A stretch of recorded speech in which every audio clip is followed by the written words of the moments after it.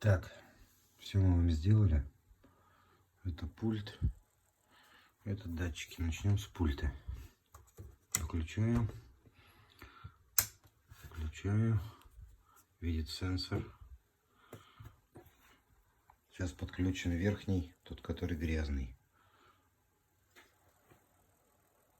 Излучатели работают. Вот я двигаю.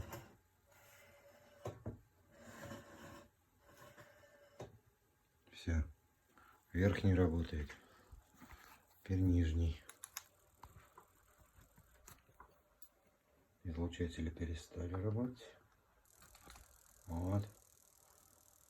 Теперь подключен нижний. То же самое 11.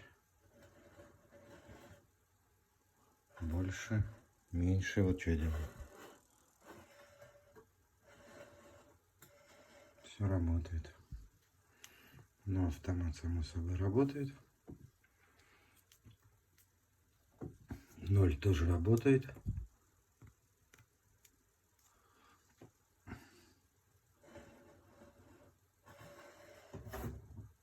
Все работает. Оба датчика, да, реально были неисправны.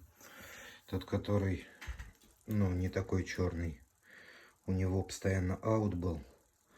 А у вот этого датчика у него излучатели не излучали. То есть щелчков не было вот этих. В итоге все починили. С пультом тоже все понятно было. Тут кнопки были неисправны, тоже все исправили. Все работает.